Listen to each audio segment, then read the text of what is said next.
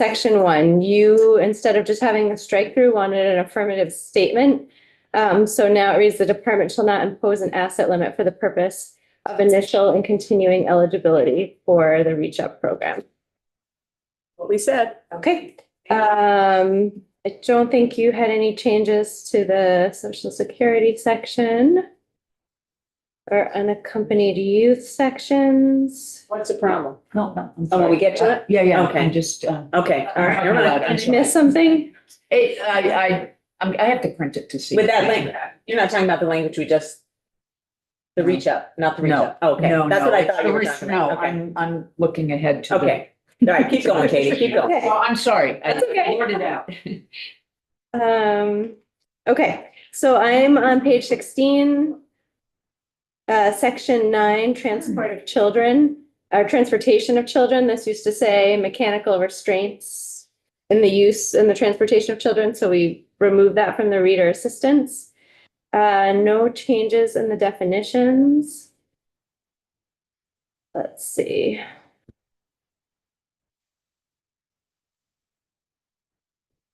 I and J had switched the wrong I and J in the wrong section, so I've now switched them back. In subsection K, the annual report, we had used the word minors and we switched that back to children. So that appears 4 times.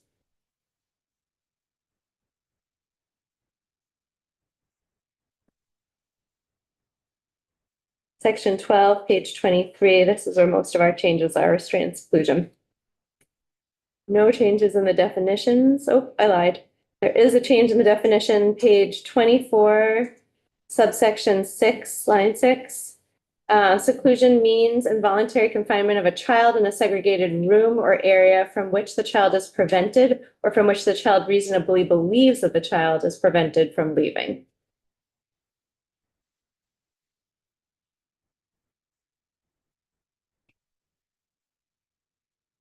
Subsection G is on page 26. This is the timeframes. The committee decided to add restraint back into the third sentence. So the child shall not be held for more than 1 hour in restraint or seclusion. And. Say and. Am I missing it? Restraint and, no, you didn't miss it, you just said or. 13. Oh, okay. Well, I don't- So- Restraint and I think It should be or. Otherwise, there's. Well, it says restraint and seclusion on both of the others above, so maybe we need to change it everywhere. Oh, yeah. yes, they should all be or. Restraint or. We don't want to say these things only have to happen if they're in both. Simultaneous. Yeah. Right. Okay, But this is the noun transport. so People see where this is happening on your iPads? Okay, I'm sorry, if it's easier to watch me make the edit so you know they're there, we believe in. Trustworthy. I trust you. All eyes are appreciated. Just if they're dates. Okay, so in 3 places, we have restraint or seclusion, those 3 sentences. Page 27, subsection I and J were flipped. This was the correct place to flip them. J, we have some new language. The program or staff member using seclusion and physical restraint shall document its use and provide a copy of each recorded use of seclusion or physical restraint, including a copy of any audio or visual recording to the commissioner. The audio or video shall be provided through secure means of transmission and shall include blurring to protect the identity of any other children in the program who are not in the custody of the department. I just want to read that sentence. Yeah, and there's one, I sent one of those double emails. We wanted to include upon request. At the beginning of that sentence? A copy of any audio upon request or the beginning of the yeah, second upon one. request, that makes Yeah. sense, yeah. Okay. Yeah, we don't want to have to automatically do all that if it's not necessary. Can I ask a question also? On request. Why are we saying physical restraint? Why aren't we just, I think it should just be restraint. Oh, yes. Right there, line 7, And 9. 7 and 9. Yeah. Okay. I guess in theory, it was because they are not permitted to use anything other than, Okay. but it's good to be brought up. Yep.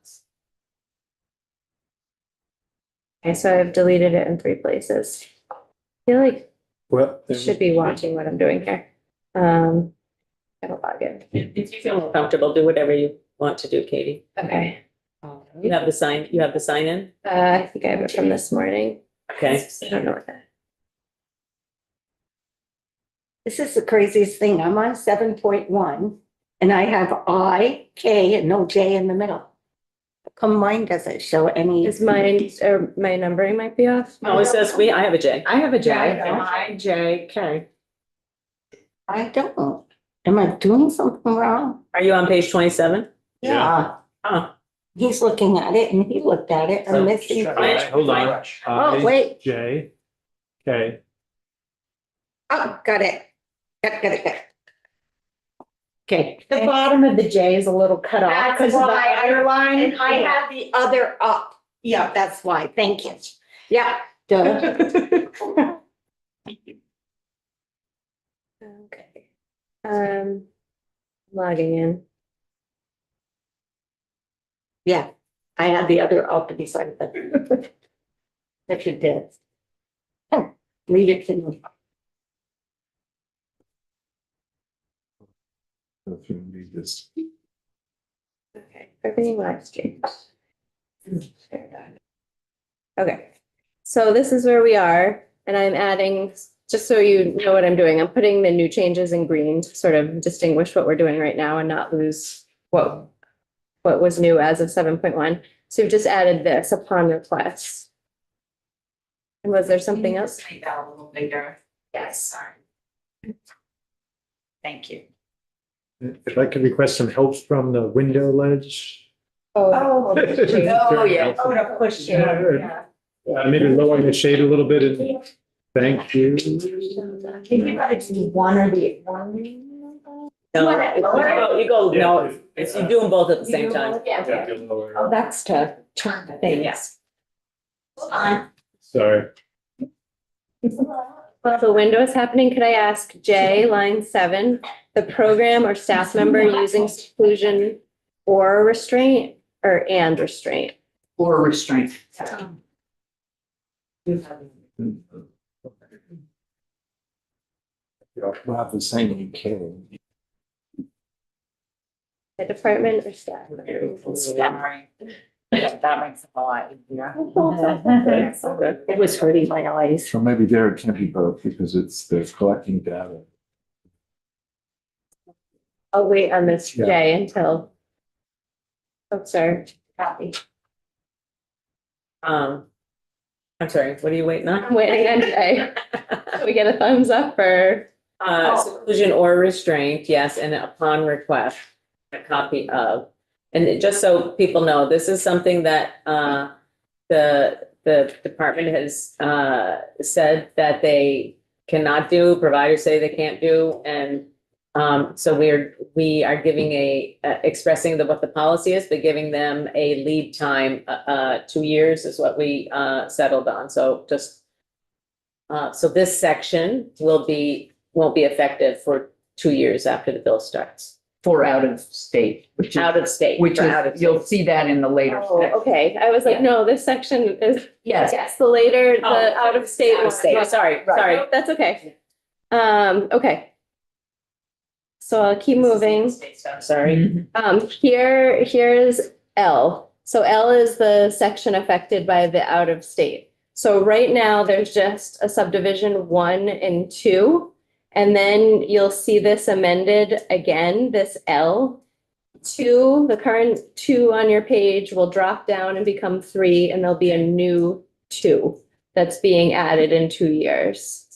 Oh, okay. Is that not what you thought? No, I thought it was gonna just be all there and then the date of effectiveness would only that part only would take effect in 2 years. No, because, Okay. yeah.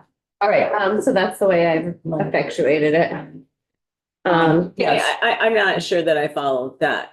So would you just say it again? Because I'm not sure everybody was able to. Yes. So this L, this takes effect July 1, 20, no, this takes effect January 1, 27.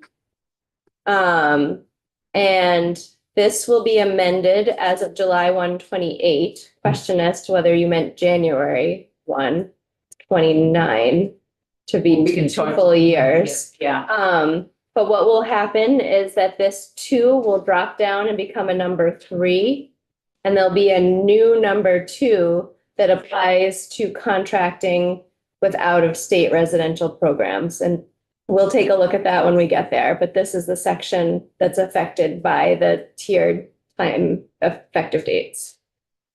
So for the immediate future, L2, the department shall remove any Vermont child from risk of harm and shall initiate a section for alternative providers if an out-of-state residential provider is determined to be in violation of the standards in the contract regarding restraint and seclusion or in violation of its state licensing entity. and just to clarify for folks, the reason that can go into effect immediately is because they put some things in the contract about restraint and seclusion currently. So those things would be in effect immediately in Okay. terms of safety of a child. But the new pieces are what would all be delayed for out of state. And then this M is highlighted because we've moved some pieces. Sorry, one Yeah. tiny little thing. Line Mhm. 11 there, I think the comma after provider, the first word is too much, should be removed. Department shall remove any from our child. Shall initiate a search for alternative providers from out-of-state residential provider. Yeah, that was Right, good catch. Thank you.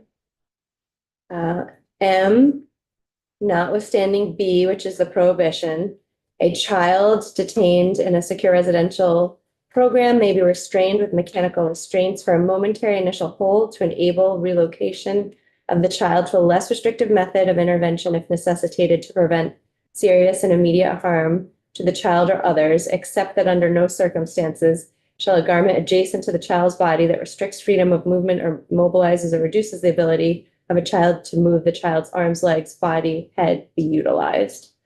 Bit of a run-on sentence, but that's how those two pieces fit together. It works. Yeah.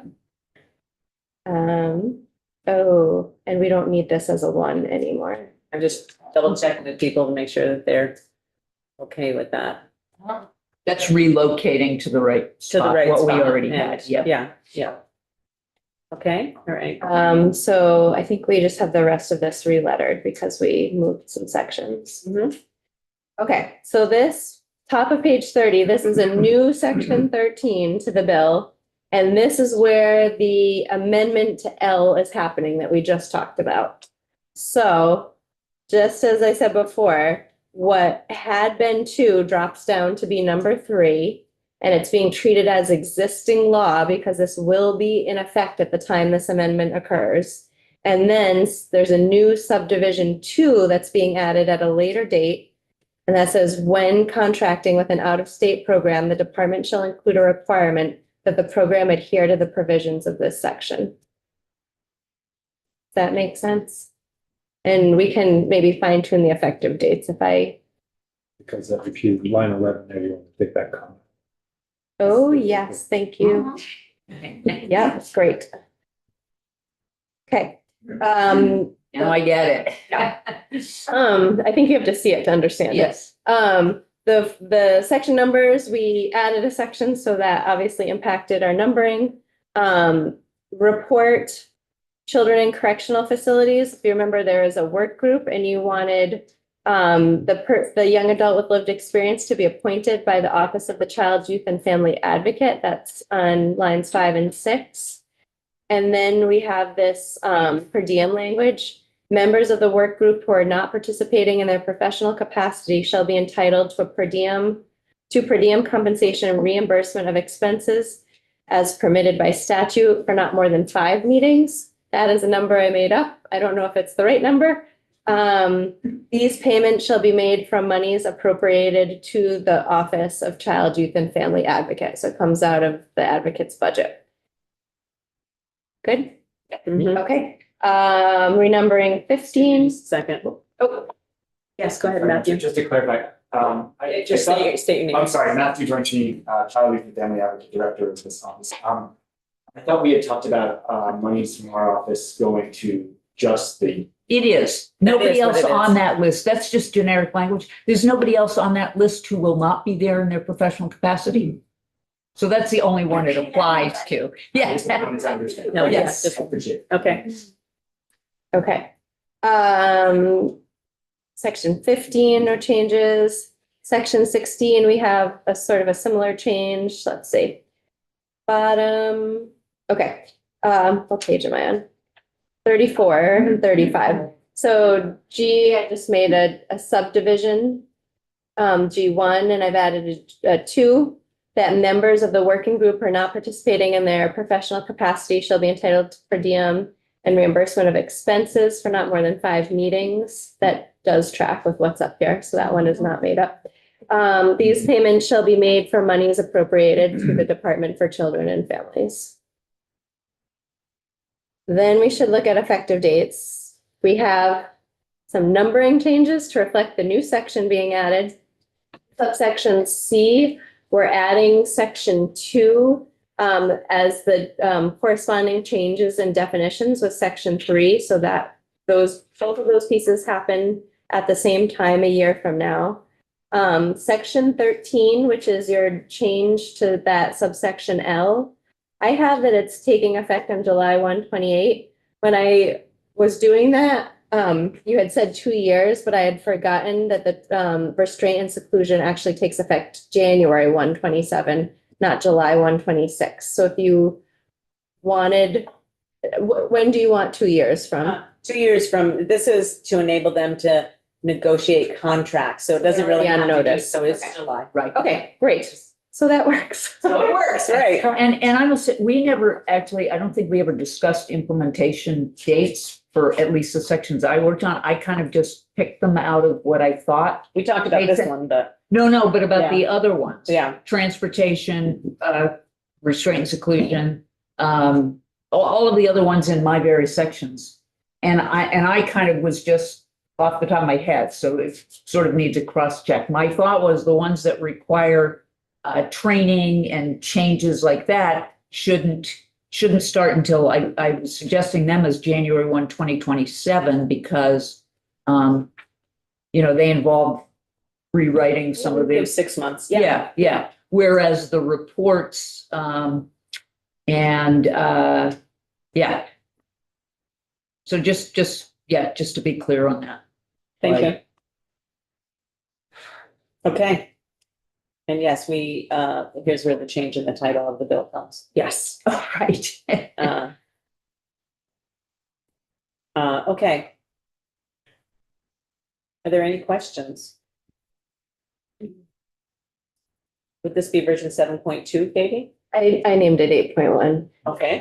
I'm sorry, I missed 8.1. I wrote that. And I think the only thing is that, with a couple of ors Yep. and the upon request. Them in green so I could find them again. So page 26, you have the 3 ors, restraint or seclusion in each of those sentences.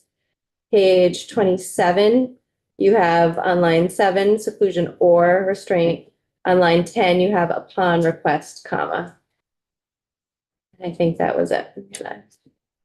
I do have a question. See, I'm not comfortable voting on anything, not knowing the money to the taxpayer. And I guess that's the way it's always been done, that you vote on things without even knowing what it's gonna cost. I'm new, so I don't understand. The fiscal no is done after they don't do it before because, one, they have limited staff, and they do it after there's been a vote on the policy by the committee so that they understand what the vote has been. So they understand that we are adopting this policy. So they can't really do it in advance of it. Because we might be still switching things that might impact the. But once we vote, we don't change it. That's what I don't Right, understand. so they're, I don't know. But it's before the floor vote. it is before the floor vote, right? It is before the. I know, but I'm not comfortable. Okay. Thank you. Are there any other questions? Comments? Yeah, I'm just really proud and happy that we're doing this. I think like reading through the bill, every element, it just strikes me we're preventing trauma and harm to youth in our state. And I know this bill would have changed my life. And I'm just really glad I got to be a part of it. I'm really glad all of you were willing to, you've been working hard this week and showing up early. And so just really appreciative of you all and the contributions you've made to get us to this point. And to add to that, I mean, I've been here a long time, and so many times in the first half of the biennium, there will be an issue that come in and you say, we need to follow up on this. We're not going to let this go, the restraint seclusion thing, the youth transition things. We're going to do this. And then in the heat of the moment, the next year, it just never happens. And so I just feel really grateful that leadership of our chair, that it was, yes, we are going to do this, but we are going to take up these parts. We're not going to forget what we said last year when we heard testimony and so forth.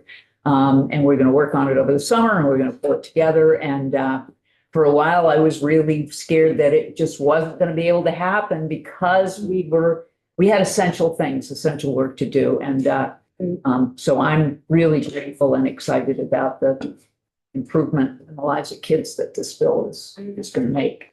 And my thing is, I understand it's a very compassionate bill. My concern is taking parental rights away from a child that might have ran away just because they didn't want to do their housework, or taking parental rights away from a child just because they didn't want to be there. I have big concerns, and the money really concerns me because we're causing so much homelessness and so many people moving out of Vermont because of affordability. And we have the biggest hearts, and we do these wonderful compassionate bills, but it causes so much harm on the other end to the people paying for it. So I love the compassion, but I won't be able to vote for it without knowing the cost to the taxpayer. And if we're going to cause more homelessness because the kids telling their friends, hey, run away if you don't want to be there, and you can get this stuff too. So I understand it, but there's always a domino effect to I did the housing in 2014. It was probably $1 million. Now it's 40 million. Everything has a trickle effect and a domino effect, and I'm old and seen it. So I love your compassion, but I have to think of what it will do to others.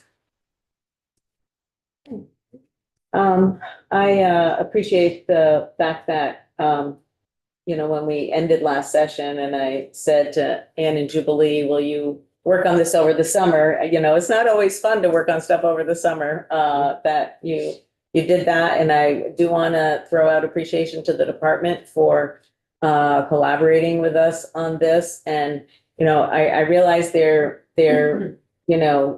haven't, this last piece that we added, they have not been 100% on. But I think giving it a significant lead time will enable the policy to be able to be enacted. And it didn't set well with me that we had certain protections for kids in state and then not for out of state, which is actually where you might need them more. Okay. So I would entertain a motion to approve version 8.1, I think she said. Okay, we'll take a second, even though we don't need one. There we go. Okay. A co-motion.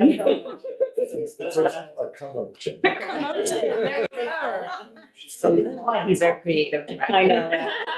We'll have to talk about that. Okay, so the motion's been made to approve and seconded to approve version 8.1 of House Bill 657. Is there any discussion that we haven't already had it? We don't need to repeat it. Okay, clerk, please call the roll. Representative Bishop, Yes. Representative Cole, Yes. Representative Donahue, Yes. Representative Easties, Yes. Representative Garfano, Yes. Representative McGuire, Yes. Representative Yes. Representative Nielsen, Yes. Representative Noyes, yes. Representative Steady, No. Representative Wood. Yes. 1-0. Okay, thank you. That was a lot of work and thanks so much to Katie, for sticking with it and everybody. I'm gonna list Anne as the main reporter and then the three of you can work out who's gonna report on which sections of the bill, I okay? think we probably know who's gonna. Section I have, or But yeah, I think that this is a bill that has a lot of, a lot of pertinent things, and I want people to be able to report on the things that they've worked on, so. Thank you so much, Katie. You're welcome. Okay, as I said, we are going to recess now until 2:30. And we will be back at 2:30 to look at the Agency of Human Services comments, comments from the Vermont Network and, excuse me, and